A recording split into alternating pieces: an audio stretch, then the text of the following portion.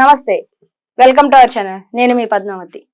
మహాభారతం అందరూ చదువుతుంటారు, కానీ అసలు మహాభారతం వెనకాల ఉన్న అసలు కథ ఏంటి, ఎందుకని అర్థం చేసుకోకుండా పై కథను మాత్రమే అర్థం చేసుకుని ఇదే కరెక్ట్ అని వాదిస్తూ ఉంటారు. మరి ఆ వాదించే తనంలో కొంచెమైనా కరెక్ట్ అనేది ఉండాలి కదా. మరి ఇదంతా తెలుసుకోకుండా ఎందుకని నేను నమ్మిందే నిజం, నేను విన్నదే కరెక్ట్ అని అనుకుంటూ ఉంటారు. ఇప్పుడు దాని గురించి మనకి వివరించడానికి ఈ రోజు మనతో పాటు ప్రముఖ ఆధ్యాత్మికవేత్త ముల్లపూడి సత్యనారాయణ గారు ఉన్నారు. ఆయనతో మాట్లాడి అసలు మహాభారతం ఏంటి, దాని వెనకాల ఉన్న అసలైన కథ ఏంటి తెలుసుకునే ప్రయత్నం చేద్దాం. చూసేసేయండి. నమస్కారం. నమస్కారం మా పద్మావతి. గురుజీ, నాకు తెలిసిన ఒక పెద్ద ఆయన అన్నారు, ఏమనంటే దేవుడు ఎప్పుడూ కూడా రాజకీయ నాయకులకు గాని పెద్ద పెద్ద బడా వ్యక్తులకు గాని ఇప్పుడున్న కాలంలో వాళ్ళకి మాత్రమే దేవుడు దర్శనాలు కుదురుతాయి, వాళ్ళకి మాత్రమే విఐపి దర్శనాలు దొరుకుతాయి, మళ్ళాంటి వాళ్ళకి ఎవరికి కూడా దొరకవు.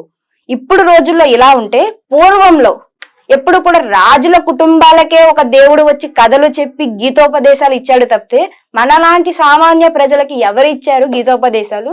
దానికి నిదర్శనంగా మహాభారత యుద్ధ సమయంలో ఎంతో మంది కుటుంబాలు చచ్చిపోయారు. వాళ్ళ కుటుంబాల గురించి పట్టించుకునే వాళ్ళు లేరు, వాళ్ళ పిల్లల గురించి మాట్లాడే వాళ్ళు లేరు. కానీ కృష్ణుడు చచ్చిపోయిన అంతమందిని వదిలేసి ఒక్క అర్జునుడికి మాత్రమే గీతోపదేశం చేసి అర్జునుడికి మాత్రమే చెప్పాడు. మిగిలిన వాళ్ళ కుటుంబాల సంగతి ఏంటి, వాళ్ళ గురించి కృష్ణుడు పట్టించుకున్నాడా, ఆయన దేవుడా అని క్వశ్చన్ చేశాడు. అసలు దీని గురించి మీ ఒపీనియన్ ఏంటి? ఇలాంటి వాళ్ళని విన్నప్పుడు మీకేమనిపిస్తుంది? అతనికి ఏమీ తెలియదు అని అర్థమవుతుంది. నరనారాయణ మహర్షులు, అర్జునుడు కృష్ణుడు ఎవరో కాదు. కృష్ణుడి శరీరంలో సగభాగము అర్జునుడు, అర్జునుడి శరీరంలో సగభాగము కృష్ణుడు. అంటే ఇద్దరి అన్సపరబుల్. ఎలాగంటే fire and it's combustible power, అగ్ని దాని దాహక శక్తి, మాట దాని అర్థము, వాక్కు అర్థమంటాం, వాగార్థమంటాం. ఆ వాగార్థాలే శ్రీకృష్ణ అర్జునులు. కృష్ణార్జునులు ఇద్దరు కూడా వాళ్ళు కొన్ని లక్షల సంవత్సరాలు తపస్సు చేశారు. ఎందుకోసం చేశారు? ధర్మాన్ని స్థాపించడం కోసం, అధర్మాన్ని అణచివేయడం కోసం, ఎవరైతే సజ్జనుల్ని రక్షించడం కోసం, దురాత్మల్ని నాశనం చేయడం కోసం. అటువంటి కరుణామయుడు, అపార కరుణామయుడు అయినటువంటి అర్జునుడు, అపార కరుణామైనటువంటి శ్రీకృష్ణుడు, వీళ్ళిద్దరూ ఎందుకు అర్జునుడికే చెప్పాడంటే ఆయనకు క్వాలిఫికేషన్ ఉంది. ఎవరిని పెడితే వాళ్ళని ఐఏఎస్ ఆఫీసర్ జాబ్ రాయిస్తారా? డిగ్రీ చదవాలా, ఐఏఎస్ పాస్ అవ్వాలా, క్వాలిఫికేషన్స్ రావాలా, అప్పుడు ఐఏఎస్ అవుతాడు. అసిస్టెంట్ కలెక్టర్ గా ప్రారంభమైనటువంటి ఇతను ప్రిన్సిపల్ సెక్రటరీగా అలా ఎదుగుతూ ఎదుగుతూ చీఫ్ సెక్రటరీగా అవుతారు ఎవరో ఒకళ్ళు. మిగతా వాళ్ళంతా కూడా అదే ర్యాంక్ లో ఉంటారు, శాలరీలో చిన్న డిఫరెన్స్ ఉంటుంది, ప్రిన్సిపల్ సెక్రటరీస్ హోదాను అనుభవిస్తారు. అంటే అర్హత ఉంది అర్జునుడికి. పాశుపతాస్త్రం కర్ణుడికే ఇవ్వలేదు పరమేశ్వరుడు, అర్జునుడికి ఎందుకు ఇచ్చారు? ఇక్కడ కర్ణుడు ఏం చేశాడంటే అర్జునుడి కంటే కూడా పోనీ కొంతమంది శక్తివంతుడు అంటున్నారు కదా, అతను ఒక రాక్షసుడు. అతను పూర్వజన్మలో శంకుచూడు అనేటటువంటి రాక్షసుడు. అతను మరి కర్ణుడు ఏం చేశాడు? టైం వేస్ట్ చేసుకున్నాడు చెత్తగాళ్లతో. దుర్యోధనుడు కలిపురుషుడు, వాడు దుర్యోధనుడు కలి అంటే విలన్, కృష్ణుడు దేవుడు డివినిటీ. ఈ దుర్యోధనుడితో వాళ్ళతో కూర్చొని పాండవుల్ని లక్క ఇంట్లో ఎలా కాల్చేయాలా ఇలా వాళ్ళు ప్లాన్లు చేస్తుంటే అక్కడ పార్టిసిపేట్ చేసి టైం వేస్ట్ చేసుకున్నాడు. అర్జునుడు అలా చేయలా. తన పూర్వీకుడైనటువంటి కుల పూర్వీకుడైనటువంటి వ్యాస మహర్షి ఆదేశానుసారం వెళ్ళి తపస్సు చేసుకో, మంచి దివ్యాస్త్రాలను సంపాదించంటే వెళ్ళి మన బెజవాడ కనకదుర్గమ్మ తల్లి కొండ అయినటువంటి ఇంద్రకీలాద్రి పర్వతం మీద తపస్సు చేసి పరమేశ్వరుణ్ణి మెప్పించాడు. పరమేశ్వరుడు ఊరికనే ఇచ్చేలా, ఇప్పుడు ఎవరికి పడితే వాళ్ళకి పెన్సిలిన్ ఇంజెక్షన్ వేస్తే చచ్చిపోతాం, అందుకని వీడికి పడుతుందా పడదా అని పెన్సిలిన్ టెస్ట్ చేస్తాం. అలా కొన్ని ఇంజెక్షన్స్ ఉంటాయి, పెనిట్జోర్ 5 lakhs 25 lakhs అని పొటెన్సీ ఉంటుంది. ఆ శక్తి బాడీ తట్టుకుంటుందా లేదా అని చెప్పి ఆ డోసేజ్ కరెక్ట్ గా వేయగలమా లేదా, లేకపోతే షివరింగ్ వచ్చేసి వీడు పడిపోతాడు అనమాట. కాబట్టి అది టెస్ట్ చేసిన తర్వాత డాక్టర్స్ మేము ఎలాగైతే వేస్తామో అదే విధంగా ఇక్కడ ఏం జరుగుతుందంటే ఆ పొటెన్సీని అబ్జర్వ్ చేస్తారు. ఆ పొటెన్సీని అబ్జర్వ్ చేసి పరమేశ్వరుడు యుద్ధం చేసి ఇతనిలో త్యాగం ఉంది. ఓడిపోతున్న సమయంలో కూడా అర్జునుడు బాణం వదలడు, వదిలేయడు. ఏమిట్రా ఈ పోరాట పటిమాసలో అని పార్వతీదేవి స్టన్ అయిపోద్ది. అంటే అర్జునుడిలో అంత పోరాట పట్టిమ, లక్ష్య సాధన కోసం పోరాటం పోరాటం పోరాటం, ఇది అర్జునుడిలో ఉన్నటువంటి గొప్ప దేశం, గొప్ప గుణం. అందుకని పాశుపతాస్త్రం ఆయనకి ఇచ్చాడు. తర్వాత ఆయనకి లోకానికి హితం చేయాలనే కోరిక అర్జునుడిలో బలంగా ఉంది. అది కర్ణుడికి వాళ్ళకి లేదు. దానం చేసే గుణం ఉంటే సరిపోదు, ఆయనకి లోకానికి మేము మేలు చేయాలి, దుష్ట శిక్షణ చేయాలి అని చెప్పి జగద్గురువైనటువంటి శ్రీకృష్ణ పరమాత్మని శరణు వేడాడు. అసలు అర్జునుడికి గురువు ఎవరంటే శ్రీకృష్ణుడు, ద్రోణాచార్యుడు కాదు. ద్రోణాచార్యుడు అనేవాడు మామూలుగా ఇప్పుడు రాజ పురోహితుడు, ఆయన ఎవరో కృపాచార్యుడు ఆ యొక్క వంశానికి, కురు వంశానికి టీచర్ లాంటాడు. అప్పుడు గురుకుల వ్యవస్థ ఉండేది కాబట్టి ఆ గురుకుల వ్యవస్థలో టీచర్ ని గురువు అనేవారు, మనం టీచర్ అంటున్నాం కాబట్టి అతను ఆ విధంగా మా ద్రోణ శిష్య అర్జున్ హై అంటాడు. అంటే దాని అర్థం ఏమిటి, నేను ద్రోణ శిష్య అర్జున్ హు అంటే నేను ఆ ద్రోణుడి యొక్క గురువు, నా గురువు అంటున్నాడు టెంపరీగా. అసలు పర్మనెంట్ గురువుగా అన్యాశ్చింతయంతమా అని శ్రీకృష్ణ పరమాత్మను శరణం వేడాడు. కాబట్టి శ్రీకృష్ణుడు చెప్పింది ఏ రోజున కూడా ఆయన జబదాటలేదు. కాబట్టి శ్రీకృష్ణుడు అర్జునుడిని వంకగా పెట్టుకుని, వాడికి ఏం తెలియదు నీకు చెప్పినవాడికి, ఎందుకంటే శ్రీకృష్ణుడిని అర్జునుడిని వంకగా పెట్టుకొని లోకంలో ఉన్న అందరికీ, మనందరికీ కూడా అసలైనటువంటి యథార్థ జ్ఞానాన్ని, నిజ జ్ఞానాన్ని అందించాలని చెప్పి మనందరి ఆత్మల్ని ఉద్ధరించడం కోసం భగవద్గీతని ఇచ్చాడు శ్రీకృష్ణ పరమాత్మ. మన కోసం ఇచ్చాడు, అర్జునుడి కోసం ఇవ్వాల. అర్జునుడికి ప్లస్ మనకి సేమ్ ఈక్వల్ గా ఇచ్చాడు. అందుకనే ఆయన ఏం చెప్పాడంటే, అర్జున నువ్వు నాకు ఎక్కువ కాదు, కర్ణుడు తక్కువ కాదు, దోమకి చీమకి అండ్ మనందరినీ కూడా సేమ్ ఈక్వల్ గా ఈక్వల్ ఇంపార్టెన్స్ ఇచ్చి రెస్పెక్ట్ ఇచ్చి ప్రేమించేటటువంటి ఏకైక తత్వం శ్రీకృష్ణ తత్వం, భగవత్ తత్వం అంటాం దాన్ని. కాబట్టి ఇప్పుడున్నటువంటి విఐపీలకి వీళ్ళు ఇన్ఫ్లుయెన్స్ దర్పాలను ఉపయోగించి లేకపోతే డబ్బులు పెట్టి కొనుక్కొని లైన్లో నుంచోకుండా సర్వదర్శనాల్లో వెళ్లకుండా వెళ్ళేటటువంటి ఏ ఒక్కళ్ళ పూజలు ఫలించవు. వీళ్ళు దర్పాలు ప్రదర్శించుకోవడం తప్ప అక్కడ దేవుడు కరుణించడు వాళ్ళని. కరుణిస్తే మనం కొంతమందిని చూడు, ఆ శాఖకే, మా దేవాదాయ శాఖల్లోనే మంత్రులుగా చేసినటువంటి వాళ్ళు వారానికి 2 సార్లు వెళ్ళి దర్శనంకి వెళ్ళినటువంటి వాళ్ళు ఓడిపోలేదా? నెక్స్ట్ ఎక్కడుంది దేవుడు కరుణ? తర్వాత వ్యాపారస్తులు, డబ్బులు కిరీటాలు చదివించిన వాళ్ళు, తర్వాత ధనాలు వందల కోట్లు వేసేసిన వాళ్ళు, వాళ్ళ ఇళ్లలో రోగాలు లేవా? కరుణ అనేది పేదవాడిని ప్రేమిస్తాడు. ఎప్పుడు కూడా దరిద్ర నారాయణుడు ఎవరి పక్షాన్ని ఉంటాడంటే ధర్మపక్షపాతి. ఆయనకి దరిద్రుడని ధనవంతుడని ఏది తేడా ఉండదు. ఆయన ఏం చెప్పారు, మనకి పేదవాడిని ధనవంతుణ్ణి సమానంగా చూసేటటువంటి వాడు పరమాత్మ. అందువలన కనుల పొరలను తొలగించవేమి, ఎక్కడో ఆ స్వామి కనుల యొక్క పొరలను తొలగిస్తాడు. తర్వాత కూటికి తల వంచిన కోటికి పడగెత్తిన ధనవంతుడు, తిండి కోసం అలమటించే సామాన్యుడు, నీ ముంగిట సామాన్యులు అతి సామాన్యులు. ఇది స్వామివారి నిదర్శనం. కాబట్టి ఎవరైతే ఈ రాజుల్ని సపోర్ట్ లేదు, రాజకీయ నాయకుల్ని సపోర్ట్ లేదు, ఇంకా చెప్పాలంటే దరిద్ర నారాయణుడు ఎవరైతే అతి పేదవాడు ధర్మంగా ఉన్నటువంటి వాడిని మాత్రమే కరుణిస్తాడు. ఇప్పుడు కుచేలుడు ఏమి దర్పం ఉందని చెప్పి ఆయనకి తన సకల ఐశ్వర్యాన్ని అంతటినీ ఇచ్చేసాడు. 3వ గుప్పిడి కూడా తినబోతుంటే లక్ష్మీదేవి వచ్చి, రుక్మిణి వచ్చి చేతులు పెట్టేసుకుంటుంది, కృష్ణ ఇంక తినకు, తింటే ఇప్పటికే నా దగ్గర ఉన్న డబ్బు అంతా లక్ష్మీదేవి ఖాళీ అయిపోయింది ఖజానా. 3వది ఇస్తే నేను వెళ్ళి వాడింట్లో కుచేరుడి ఇంట్లో దాసి పని చేయాలా, చీపురులు తొడవాలా, స్టాప్ ఇట్ అంటుంది. అంత కరుణించే కరుణామయుడిని పట్టుకొని వీళ్ళు ఇష్టం వచ్చినట్టు మాట్లాడితే మనం ఏమంటాం అమ్మా? కాబట్టి ఈ కలియుగంలో ఉన్నటువంటి రాజులు, రాక్షసులే రాజులుగా పుట్టారు. వాళ్ళని తుదముట్టిచ్చాడు స్వామి, వాళ్ళ అజ్ఞానాన్ని తొలగిస్తాడు. ఇప్పుడు నీకు చెప్పినటువంటి వాడికి ఒక్క రాజకీయ నాయకుడు కూడా ఒక ఫోన్ ఉండదు.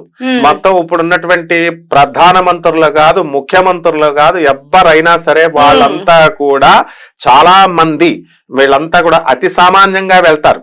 ప్రోటోకాల్ కోసం కొంతమంది వెళ్ళొచ్చు, కానీ మంచి రాజకీయ నాయకులు కూడా ఉన్నారు.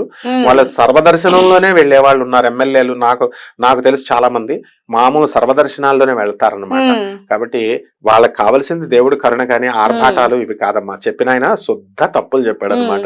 ఇంకోటి గురూజీ, ద్రౌపదికి కృష్ణుడు వరం ఇస్తారు ఆమె చేసుకున్న పుణ్య ఫలితాల వల్ల. నీకు ఎప్పుడైతే కష్టం వచ్చిందో నేను ఆ రోజు నీ ఎందు ఉంటాను, నేను నిన్ను ఆదరించుకుంటాను అని అనేసి. మరి అలాంటి కృష్ణుడు మరి ద్రౌపదిని సభలోకి లాక్కొచ్చి ఆమె జుట్టు పట్టుకొని చీర లాగుతున్నప్పుడు అది జరగకన్నా ముందే ఆపచ్చు కదా, ఎందుకని చీర చివరి దశకు వచ్చేంత వరకు ఎదురు చూశాడు అని చాలా మంది అంటూ ఉంటారు. అసలు ఎందుకని కృష్ణుడు అలా చేశారంటారు? పరమాత్మ యొక్క లక్షణం ఎలా ఉంటుందంటే, ఇప్పుడు మనము పిల్లల్ని పెడుతుంది, అది ఏం చేస్తదంటే 5 ఇళ్ళు 7 ఇళ్ళు తిప్పుద్ది. ఫస్ట్ రోజున చిన్నగా పెరిగినప్పుడు ఒకటి, వాళ్ళే మళ్ళీ 5 పిల్లల్ని పెట్టింది అనుకో, ఒక 2 పిల్లల్ని వేరే వాళ్ళ ఇంట్లో పెడుతుంది, 3 పిల్లల్ని వేరే వాళ్ళ ఇంట్లో పెడుతుంది, ఇటు అటు చూసుకుంటుంది. మళ్ళీ అట్లా ట్రైనింగ్ ఇస్తుంది. తర్వాత తన కొంత కాలం తర్వాత వదిలిపెడేస్తుంది. కోడి కూడా అంతే, పిల్లల్ని రక్షణ ఇచ్చి కొంతకాలానికి వదిలేస్తుంది. అంటి పెట్టుకుని కాపాడి 30 సంవత్సరాలు వచ్చినా సరే పిల్లలు అని సర్వసౌఖ్యాలు ఇచ్చేది ఒక మానవుడే ఎక్కువ కాలం చూస్తాడు. పశుపక్షాదులు ఎవరినైనా చూడు, కుక్క ఇవన్నీ కూడా. అంటే పరమాత్మ యొక్క లక్షణం ఎలా ఉంటుందంటే, గజేంద్ర మోక్షాన్ని కనుక మనం తీసుకుంటే, ఏనుగు ఆయన కృష్ణుడి యొక్క విష్ణువు యొక్క భక్తుడు ఆయన వెళ్ళి ఏనుగెళ్ళి నీళ్ళలు తాగుతుంటే మొసలు పట్టుకుంటుంది. వెంటనే పట్టుకున్న వెంటనే కృష్ణ అన్నాడు అనుకో, రాడు కృష్ణుడు. ఆయన 1000 సంవత్సరాలు యుద్ధం దాంతో ఆ మొసలతో పింగులు ఆడి యుద్ధం చేసి ఇంకా అవసాన దశలో ఇంకా నేను ఓడిపోయాను అనుకున్నప్పుడు, కృష్ణ నన్ను రక్షించు అన్నప్పుడు, అప్పుడు విష్ణుమూర్తి ఏ స్టేజ్ లో ఉన్నాడు తెలుసా? లక్ష్మీదేవితో సరసమాడుతున్నాడు చీరలా పట్టుకొని. ఆ భక్తుడు గజేంద్రుడు పిలిచిన వెంటనే పోతనామాచ్యుడు రాస్తాడు ఆ పద్యం. అది వదిలి ఆ చీరను అలాగే పట్టుకొని, తాను లక్ష్మీదేవి చీర తన చేతిలో ఉందనే, నేను వెళ్ళిపోతే లాగేసి వెళ్ళిపోతే వ్యవస్థ అయిపోద్ది లక్ష్మీదేవి అన్న స్పృహ కూడా లేకుండా, లక్ష్మీదేవిని కేర్ కూడా చేయకుండా, భక్తుడు పిలిచిన వెంటనే ఆర్తితో అంత స్పీడ్ తో వచ్చేస్తాడు.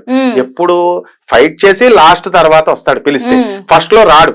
నెక్స్ట్ ఇంకొకటి ఏంటంటే, ద్రౌపది వస్త్రాపహరణం జరుగుతున్నప్పుడు ద్వారకావాస కృష్ణ అని పిలుస్తుంది, రాడాయన, లేట్ గా వస్తాడు. తర్వాత కృష్ణ సర్వాంతర్యామి అని పిలిచినప్పుడు టపక్మని వచ్చేసాడు. ఏమిటి, ఎందుకు లేట్ చేసావు కృష్ణ అని అడుగుద్ది తర్వాత సందర్భంలో, అంత సేవ్ అయిపోయిన తర్వాత. నువ్వేం పిలిచావు అంటాడు. ద్వారకావాస అంటే ద్వారకకిను హస్తినాపురానికి ఢిల్లీకి చాలా దూరం ఉంది కదమ్మా, టైం పట్టింది అంటాడు. అంతర్యామి అంటే నీలోనే ఉన్నాను కాబట్టి వెంటనే ప్రకటితమయ్యాను అని. ఆ కర్మలు ఆపడు. మనం పాపపుగా భగవంతుడు సృష్టిని సృష్టించిన తర్వాత మానవుడికి సర్వజ్ఞానాన్ని ఇచ్చేశాడు. పశుపక్షాదులకు భగవంతుడిని తెలుసుకో. What is the difference between animal and మానవుడు అంటే, యానిమల్స్ కూడా జ్ఞానం ఉంటుంది, అన్ని ఉంటాయి మనకులాగే, అన్ని నిద్ర, మైథునం, భయము, ఆహారము, ఆకలి ఇవన్నీ ఉంటాయి. రిప్రొడక్షన్ చేస్తాయి మనకులాగే పిల్లల్ని, అంతా చేస్తుంది. కానీ జ్ఞానం కూడా ఉంటుంది. లారీ దాటుతుంటే, రోడ్డు దాటుతుంటే కుక్కలు చూడు దాటుతాయి అవి. కానీ ఒక జ్ఞానం ఉండదు. అదేమిటంటే భగవంతుడిని తెలుసుకోవాలనే ఆసక్తి వాటికి ఉండదు. మానవుడికి మాత్రం భగవంతుడిని తెలుసుకోవాలి అనే ఆసక్తి ఉంటుంది. కాబట్టి మోక్షానికి, అందుకని మానవ జన్మ ఎత్తిన తర్వాతే మోక్షం. ఆ దేవతలు కూడా వెయిట్ చేస్తూ ఉంటారు, వాళ్ళకి బోర్ కొట్టేస్తుంది, రోజు చావు లేదు వాళ్ళకి. నేను కూడా మళ్ళీ ఈ యొక్క కలియుగం అయిపోయిన తర్వాత మళ్ళీ మనకి సత్యయుగం వస్తుంది, ప్రారంభ యుగం. అప్పుడు దేవతలు కూడా రాక్షసులు కూడా వెయిట్ చేస్తూ ఉంటారన్నమాట. మళ్ళీ మేము మానవులుగా పుట్టి ఆ తర్వాత మేము మోక్షం సంపాదించుకోవాలా. అప్పుడు దాకా ఇన్ని వేల సంవత్సరాలు బోర్ కొట్టేసింది వాళ్ళకి. కాబట్టి రాక్షసుల్లో కూడా మంచి వాళ్ళు ఉన్నారు. ప్రహ్లాదుడు లేడా, హిరణ్యకశిపుడు మనవడు, అలా బలిచక్రవర్తి లేడా? మరి వీళ్ళంతా కూడా హిరణ్యకశిపుడు కొడుకు ప్రహ్లాదుడు మనవడు బలిచక్రవర్తి, వీళ్ళంతా మంచి రాక్షసులే. కాబట్టి మనం తెలుసుకోవాల్సింది ఏంటంటే, ఎప్పుడు కూడా మానవుడికి దేవుడు ఏం చేశాడంటే ఒక ఇండిపెండెన్స్ ఇచ్చాడు. నా బిడ్డలు కాబట్టి ఇప్పుడు మన పిల్లలకి మనం ఏం చేస్తాం, ఫ్రీడమ్ ఇస్తాం. బైక్ వేసుకోవాలి, జాగ్రత్త నాయనా అని చెప్తాం, నువ్వు ఏదైనా చెయ్యి. ఫ్రెండ్స్ స్కూల్కి పంపుతాం, వాడు ఎవరితో తిరుగుతున్నాడు, స్కూల్కి వెళ్తున్నాడు, ఎగ్గొడుతున్నాడు, ఒక కొన్నేస్తాం తప్ప ప్రతి క్షణం కాపాడలేము. కాబట్టి వాడికి లోకజ్ఞానం నేర్పిస్తాం మనం.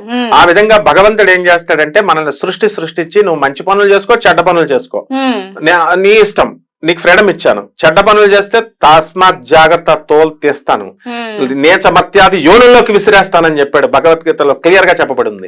మంచి పనులు చేస్తే నీకు సద్గతి వస్తుంది, మంచి ఫలితాలు వస్తాయి. ఇప్పుడు దొంగలతో తిరుగుతున్నాం మనం, నక్సలైట్లతో తిరుగుతున్నాం, పోలీసు వాళ్ళు పట్టుకుపోరా? మంచి మనం అది మనకు ఉండాలా, అంతేగాని మన ఫాదర్ వచ్చి నువ్వు తిరక్కరా అని చెప్పడు, ఆటగాడిలాగా ఎదిగిన తర్వాత కూడా, మనం పెద్ద అయిన తర్వాత కూడా. కాబట్టి ఆ విజ్ఞత అనేది మనకిచ్చాడు బుద్ధిం యోన ప్రచోదయాత్. బుద్ధి కర్మానుసారిని, మనం పూర్వజన్మలో చేసినటువంటి కర్మలను బట్టే మన బుద్ధి చెడ్డలతో తిరగాల మంచోళ్ళతో తిరగాల అన్నది నిర్ణయించబడుతుంటుంది. కాబట్టే ఎట్టి పరిస్థితుల్లో కూడా అందుకనే భగవంతుడు ఫైట్ చేసేదాకా రాడు. అందుకనే ఏమంటాడంటే కర్మణ్యేవాధికారస్తే, కర్మ చేయడం అందే నీకు అధికారం ఉంది, ఇంకా దేని మీద లేదు నీకు. మా ఫలేషు కదాచన, నేను ఫలితం ఇస్తాను, ఫలితం మీద నీకు లేదు అసలు హక్కు. నీకు కర్మ చేయడం వరకే, నువ్వు మంచి అన్న చెయ్యి, మంచి కర్మ అన్న చెయ్యి, చెడ్డ కర్మ అన్న చెయ్యి, ఫలితం నేను ఇస్తాను. You don't expect. నీకు అసలు రైటే లేదు. నువ్వు సంపాదించిన ఆస్తి మీద లేదు, నీ పిల్లల మీద లేదు, నీ పిల్లల మీద లేదు. మనం పొసెసివ్నెస్ అని కాపలా కాస్తాం పిల్లల్ని. చచ్చామనుకో హార్ట్ అటాక్ వచ్చి టపి మన వాళ్ళు ఏం చేస్తున్నారు ఎవడో తెలుసు. కాబట్టి మన కర్మలు మాత్రమే మనతో వస్తాయి, బంధువులు గిందువులు ఫ్రెండ్లు వీళ్ళు రారు. కాబట్టి ఏమని చెప్తాడు వేమనామాచ్యులు, ఏమంటాడు, ఈ మనం కట్టినటువంటి గుడ్డ శ్మశానంలో ఎవరి పాలు? చాకలి పాలు. దేహము శ్మశానం పాలు, భార్య చెడ్డది అయిన పరుల పాలు అన్నాడు. అందువల్ల మనకి దేని మీద హక్కు లేదు. కాబట్టి ఒక్క కర్మ మీదే ఉంది. కాబట్టి ఆ కర్మ చేసిన తర్వాత మనకి ఆ రిజల్ట్ రాకపోతే శ్రీకృష్ణుడు క్లియర్ గా చెప్పాడు. అంతేగాని భగవద్గీతను ఒక మత గ్రంథంలా చూడకూడదు. It is a management skills teach చేసేది, టెక్నికల్ నోహౌని చెప్పేది, జీవితంలో రాజకీయ విశ్లేషణ, ఎవరితో ఎలా బిహేవ్ చేయాలి అన్ని. ఇట్ ఈస్ అన్ ఎన్సైక్లోపీడియా అనమాట. కాబట్టి అది మల్టీ డైమెన్షనల్ పర్సనాలిటీగా ఒక మనిషిని తీర్చిదిద్దేటటువంటి ఒక గొప్ప మేనేజ్మెంట్ టెక్నిక్స్ ఉన్నటువంటి గ్రంథం అది. కాబట్టి అందులో ఏమని చెప్తాడు, నీకు సక్సెస్ రాలేదంటే repeated keep on working. Alexander is the example. Alexander ప్రపంచ విజేత అవడానికి 17 సార్లు ఓడిపోయాడు. మన పోరస్ దగ్గర, అంటే మనం చెప్పినటువంటి పురుషోత్తముడు ఇండియన్ రాజు దగ్గర ఓడిపోయాడు. 17 సార్లు ఓడిపోయిన తర్వాత ఆయన ప్రయత్నం వల్ల 18వ సారి అయ్యాడు ప్రపంచ విజేత. సాక్షాత్తు చెప్పినటువంటి వాడే శ్రీకృష్ణ పరమాత్మే జరాసంధుడితో యుద్ధం చేసినప్పుడు 17 టైమ్స్ సైడ్ అయిపోయాడు, ఓడిపోలా. వేస్ట్ గడి వీడితో యుద్ధం చేయకూడదు, కారణం ఏంటంటే జనమంతా చనిపోతారు అని చెప్పి 18th టైమ్న తొడ తీసేశాడు జరాసంధుడిది. కాబట్టి మనకు పరమ గురువు జగద్గురువు అయినటువంటి కృష్ణుడు మనకు నేర్పింది ఏంటంటే, వెంటనే పిలిస్తే నేను రానురా అబ్బాయి, నువ్వు కష్టపడు. మన తండ్రి అయినా అంతే, మన తల్లి అయినా అంతే. ఇప్పుడు పిల్లైనా అంతే. పిల్లి వెంటనే అమ్మా అంటే అస్తమానం రాదు మనకి. నిజంగా అదే అప్పుడు నానా పులి కథలాగా అయిపోద్ది అనమాట. సో హార్డ్ వర్క్ చేయాలా, మనలో ఉన్న వ్యక్తిత్వాన్ని నిర్మాణం చేసుకోవాలా, మనలో ధైర్యం. అందుకనే మనం స్కూల్స్ లో వేసేటప్పుడు చాలా మంది తెలియక ఈ కాలేజీ ఈ స్కూల్ అని వేసేస్తారు, చదువు చెప్తారని. ఆల్ రౌండ్ పర్సనాలిటీ నేర్పాలా, ఆల్ రౌండ్ డెవలప్మెంట్ నేర్పాలా, క్రీడల్లో ఉండాలా. ఇప్పుడు తల్లిదండ్రులు చచ్చిపోతారు కొంతకాలానికి, వీడికి రేపొద్దున ఏదన్నా ప్రాబ్లం వస్తుంది. ప్రాబ్లం వచ్చినప్పుడు లేని అపవాదం వస్తుంది, దాన్ని నిరూపించుకొని ధైర్యంతో ముందుకెళ్ళి నేను నిరపరాధిని అని చూపించుకునేదే విద్యా విధానం, అదే నేర్పిస్తుంది. అలా కాకుండా కేవలం పుస్తకాల జ్ఞానం మాత్రమే నేర్చుకున్నవాడు ఏం చేస్తాడు, ఒక చిన్న ప్రాబ్లం రాగానే సాఫ్ట్వేర్ ఇంజనీర్లు ఎంతమంది సొసైటీ చేసుకొని చచ్చిపోట్ల, పాపం వాళ్ళకి ట్యాకిల్ చేసుకోవడం రాక. సో ఈ విధమైన జ్ఞానాన్ని మనకి కృష్ణ పరమాత్మ ఇచ్చాడు. కాబట్టి అందుకని వెంటనే రాడమ్మా. అండ్ ఇంకోటి గురూజీ, ఈ మాట కూడా మనకి చాలా సార్లు వినిపిస్తూనే ఉంటుంది. అసలు ద్వారక మునిగిపోతుందని కృష్ణుడికి ముందే తెలుసు, మరి మునిగిపోతుంది అని అన్నప్పుడు ఎందుకని ద్వారకా వాసుల్ని కాపాడలేదని కొంతమంది అన్నారు. కానీ ఇంకొంతమంది మన గ్రంథాల్లో కూడా తెలుస్తుంది, ద్వారకా వాసుల్ని ముందే వేరే ప్రదేశానికి సురక్షితంగా ఉండే చోటికి పంపించారు అని అన్నారు. మరి సురక్షితంగా ఉండే చోటికి పంపిస్తే ద్వారకా వాసులు ఏరి ఒకవేళ ఉంటే ఇప్పుడు కూడా భూమి మీద ఎగ్జిస్టెన్సీగా ఉండాలి వాళ్ళు, మరి ఉన్నారంటారా లేరంటారా? ఉన్నారు. ఇప్పుడు వీళ్ళంతా కూడా మనందరము కూడా మనం కృష్ణ సంతానమే, మన పరీక్షిత్ సంతానమే, మన రాజు భరతుడి సంతానం మనం. ఇప్పుడు శ్రీకృష్ణ పరమాత్మ ద్వారక మునిగిపోద్ది అని అంటే అసలు శ్రీకృష్ణ పరమాత్మను ఎవరు కూడా టచ్ చేయలేరు. గాంధారి శాపం ఇచ్చినా కూడా టచ్ కాదు. ఇప్పుడు ఉదాహరణకి సూర్యుడు ఉన్నాడు, సూర్యుడి మీద మనం ఒక రాకెట్, ఒక ఫైరింగ్, ఒక బుల్లెట్ కాలుస్తాం, మనిషిని కాల్చినట్టు వెళ్తుంది, ఆయనకి ఏమవుతుంది, ఏం కాదు. మానవుడి వెరీ లిమిటెడ్ శక్తి. ఈ మహాభారత యుద్ధంలో భీష్ముడు బాణాలు వేస్తాడు. భీష్ముడు బాణాలు వేస్తే కృష్ణుడి మీదకి రావు. అర్థం కాదు భీష్ముడికి, ఏంటి కృష్ణ నీ మీద బాణాలు వేస్తే రావట్లేదు ఏంటి అంటాడు. అప్పుడు కృష్ణుడు ఏమంటాడు, నీకు కనబడే వాసుదేవుడిని అనుకుంటున్నావా, నీతో తిరిగే కృష్ణుడిని అనుకుంటున్నావా, మాయ కమ్మేస్తుంది అనమాట భీష్ముడికి కౌరవులందరికీ కూడా. కాబట్టి నేను ఈ ప్రపంచానికి స్వామిని, నేను ఏదో చనువిచ్చాను కదా అని ఎత్తెక్కి డాన్స్ వద్దాం అనుకుంటున్నావా అంటాడు. ఆయన ఏం చేస్తాడంటే భీష్ముడు ప్రతాపంతో ఉన్నప్పుడు కుప్పించి ఎగిసిన కాలిలాగా శ్రీకృష్ణ పరమాత్మ రథం నుంచి ఇలా దూకుతాడు. ఆ జుట్టంతా కూడా ఇలా చల్లా చెదరై విరబూసినటువంటి కాళికా లాగా ఉంటుంది. ఆ తర్వాత దూకి ఈ బండి చక్రంతో నిన్ను చంపేస్తా భీష్మ, నేను ఏదేస్తే చిన్న రాయితో కూడా చంపేయచ్చు దేవుడు, ఆయన పరమాత్మ. కాబట్టి అప్పుడు బాణాలు వేస్తాడు. బాణాలు వేస్తే బాణాలు తగలవు. ఏంటి కృష్ణ అని అన్నప్పుడు, పిచ్చోడా నేను స్వామిని, కాబట్టి ఈ బండి చక్రంతో నువ్వు చచ్చిపో భీష్మ, నీలో పరివర్తన రాలేదు, నువ్వు ఈ యొక్క టైంని బట్టి మారలేదు, చాలా అవకాశాలు ఇచ్చారు. శిశుపాలుడికి 100 తప్పులు ఇచ్చినట్టుగా 100వ తప్పుకు చంపేశాడు. ఆ విధంగా పరమాత్మ అయినటువంటి కృష్ణ పరమాత్మని ఎవ్వరు ఏమీ చెయ్యలేరనమాట. అయితే ఆయన ఎంత గొప్ప మర్యాద పురుషోత్తముడు అంటే, రామో విగ్రహవాన్ ధర్మ, మర్యాద పురుషోత్తముడు అంటారు రాముణ్ణి కృష్ణుణ్ణి. ఈ కృష్ణుడు లీలామానుష విగ్రహుడు. గాంధారి కడుపు కోతతో 100 మంది సంతానాన్ని, నా కౌరవులను అందరినీ చంపేశావు, ఇటు పాండవుల్ని చంపేశావు, వీళ్ళ సైన్యం ఇంతమంది చచ్చిపోయారు, ఇదంతా నీ వల్లే, నువ్వు కపటంతో చేసేసావు అని నిందలు వేస్తే స్వామి ఏమనుకున్నాడంటే, ఆమె కడుపు బాధపడడం కోసం నేను కూడా నీ వంశం అంతా కూడా నాశనం అయిపోవాలా, నీ యదువంశం అది కూడా నీ కొడుకు వల్లే నాశనం అయిపోవాలా అని చెప్పేసి, ఆయన సాంబుడు వల్ల నాశనం అయిపోవాలని శపించినప్పుడు కృష్ణుడు ఆ శాపాన్ని నాకు వర్తించదు అని వదిలేయచ్చు, కానీ ఆయన స్వీకరించాడు. గాంధారి నీ మాత నీ శాపాన్ని నేను స్వీకరిస్తున్నాను అన్నప్పుడు తగిలింది శాపం. ఇప్పుడు మనం కూడా పూజలు చేసి మనకు రిజల్ట్ రాకపోతే దేవుడు ఏదో మనకు బాండ్ పేపర్ మీద రాసి మన కోరికలన్నీ తీరుస్తానన్నట్టు మనం పెట్టే, ఆఫ్టర్ ఆల్ దేవుడు సృష్టించిన పువ్వులు దేవుడికి ఇస్తున్నాం, దేవుడు సృష్టించిన కొబ్బరికాయ 10 రూపాయలు పెట్టుకొని మనం దేవుడికి ఇస్తున్నాం, మనం అడిగేది 1 కోటి రూపాయలు అడుగుతున్నాం. కాబట్టి ఇవ్వలేదని చెప్పేసి మనం దేవుడి మీద అలిగి ఫోటోలు తీసేస్తా, నీ పూజ మానేస్తాను, బిల్డప్లు ఇస్తాం, ఇవేమీ దేవుడు పట్టించుకోడు. అక్కడ అలాగే, కానీ అక్కడ గాంధారి చెప్పించినప్పుడు తీసుకున్నాడు కాబట్టి, యాక్సెప్ట్ చేశాడు కాబట్టి ద్వారక మునిగిపోవాలా అన్నీ తెలుసు, ఆయన ఇచ్చానుసారమే జరిగింది. అది ద్వారక మునిగిపోవాలా, కలియుగం అంతమైపోవాలా, అదే ద్వాపర యుగం అంతమైపోవాలా, మళ్ళీ కలియుగం పుట్టాలా, ఆ సృష్టి నిర్మాణం చేయాలా అన్నది కూడా సంకల్పము శ్రీకృష్ణుడిదే. కాబట్టే ఆయన సంకల్పం ప్రకారమే ద్వారకను ముంచాడు. అంతేగాని శ్రీకృష్ణుడు చేతకాని వాడే ద్వారకను రక్షించుకోలేక కాదు, ద్వారకావాసుల్ని అక్కడ రక్షించలేక కాదు. అర్జునుడిని పిలుస్తాడు, జాగ్రత్త వీళ్ళందరినీ వేరే ఏరియాకు పంపించేసాయి, తర్వాత ముఖ్యంగా పరీక్షిత్ మహారాజు పుట్టాలి కాబట్టి అభిమన్యుడి భార్య అని ఆమెను జాగ్రత్తగా తీసుకెళ్ళి అని చెప్తాడు. ఆమెను పరీక్షిత్ మహారాజు పుట్టాడుగా, రక్షించాడుగా.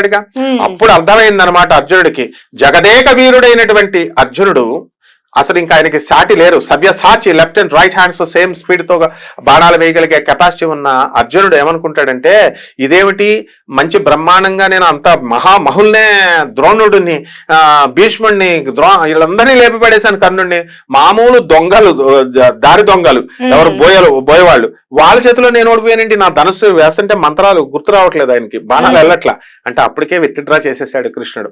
మనం కూడా అర్జునుడిలాగా, కర్ణుడిలాగా మనం బాణాలు వేస్తే వెళ్ళేవి ఇది వరకు కాలంలో, ఎప్పుడు ద్వాపర యుగంలో. కలియుగం ఎంటర్ అయిన తర్వాత ఏం చేశాడంటే, ఇవన్నీ దుర్వినియోగం చేస్తున్నారని చెప్పి ఆధ్యాత్మిక శక్తిని, స్పిరిచువల్ ఎనర్జీని విత్డ్రా చేశాడు కృష్ణుడు. అందువల్లనే దాన్ని యాంత్రిక రూపంలోకి మార్చాడు.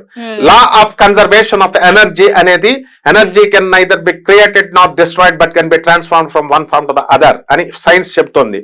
అంటే శక్తిని ఎవరు సృష్టించలేరు, శక్తిని ఎవరు నాశనం చేయలేరు, శక్తిని రూపాంతరం చెందొచ్చు. పొటెన్షియల్ ఎనర్జీని కైనెటిక్ ఎనర్జీగా, తర్వాత క్షితిజ శక్తిని గతిజ శక్తిగా, మెకానికల్ ఎనర్జీగా, హైడ్రో నీళ్ళల్లో ఉన్న అగ్ని ఉంటుంది, నీళ్ళల్లో హైడ్రల్ ఎనర్జీని ఎలక్ట్రిసిటీగా, కరెంట్ గా మారుస్తున్నాం మనం. కోల్లో ఉన్న బొగ్గులో ఉన్నటువంటి ఫైర్ ని థర్మల్ ఎనర్జీగా, కరెంట్ గా మారుస్తున్నాం మనం.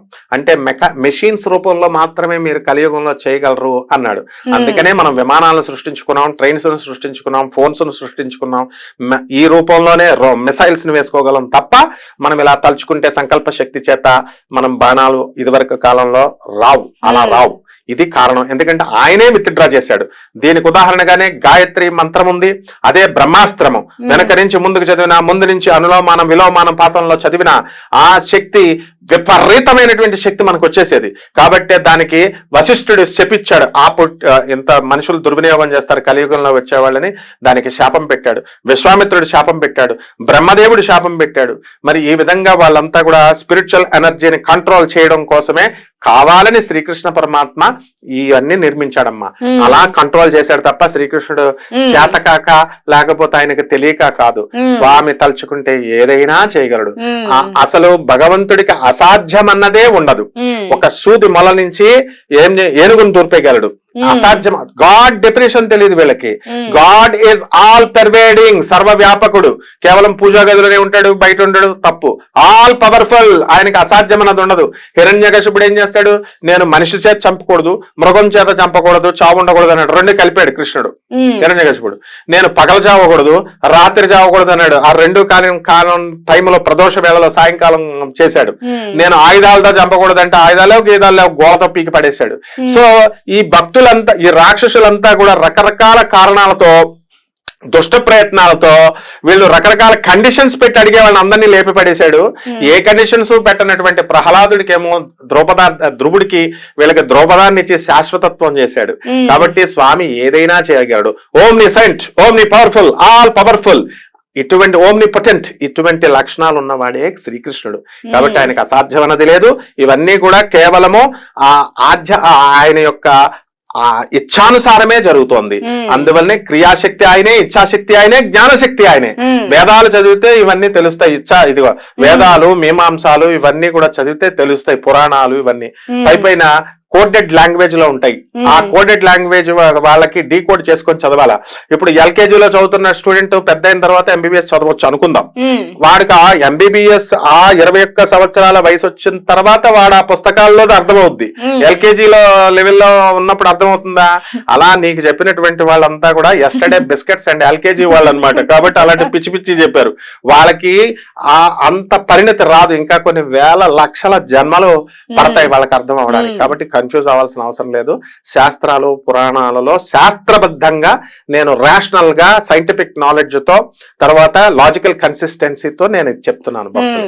నిజంగా గురూజీ, కృష్ణుడి గురించి మనం మాట్లాడుకుంటూ పోతే అది మన జీవితం అంతా సరిపోదు మనం మాట్లాడడానికి. అందుకని దేవతలు కూడా అన్నారు, అసలైన దేవుళ్ళు మేము కాదు, కృష్ణుడికి మొక్కండి అయ్యా, ఆయనే ప్రసన్నిస్తారు, మేమేం చెయ్యలేము అని చేతులు ఎత్తిన రోజులు కూడా ఉన్నాయి. మన కథల్లో కూడా వినిపిస్తూ ఉంటాయి. వాస్తవం అదైతే. అండ్ మీరు కూడా చూసారు కదండి, మన కళ్ళు ఎదురుగా జరగలేదు, మనం అప్పుడు పుట్టలేదు కాబట్టి అదంతా నిజం కాదు. అదెంత రాసే వాళ్ళు రాసుకుంటూ పోయారు, ఇప్పుడు మనం అది చదివేస్తున్నాం కాబట్టి ఇదే నిజమని నమ్మాలా అని వాదించే వాళ్ళు ఉంటారు. కానీ నమ్మినా నమ్మకపోయినా అవి నిజాలు కాబట్టి ఖచ్చితంగా నమ్మి తీరాలి. అది నమ్మడం నమ్మకపోవడం అనేది మీ ఇష్టానికి వదిలేసిన. అండ్ ఈ వీడియో మీకు ఎలా అనిపించిందో కామెంట్ సెక్షన్ లో కామెంట్ చేయండి. అండ్ ఇందులో ఇంకా మీకు ఏమైనా డౌట్స్ ఉంటే, అసలు మహాభారతంలో మీకు ఎలాంటి డౌట్స్ ఉన్నాయో కూడా ఖచ్చితంగా కామెంట్ సెక్షన్ లో కామెంట్ చేయండి. మీ కామెంట్స్ కి ఖచ్చితంగా నేను ఒక వీడియో అనేది అప్లోడ్ చేయడానికి ట్రై చేస్తాను. అండ్ ఇలాంటి మరెన్నో వీడియోస్ మీ ముందుకు రావాలి, మీ ఛానల్లో రావాలి అనుకుంటే ఖచ్చితంగా మీరు సబ్స్క్రైబ్ చేసుకోండి. And today this video guys, నమస్కారం, సెలవు.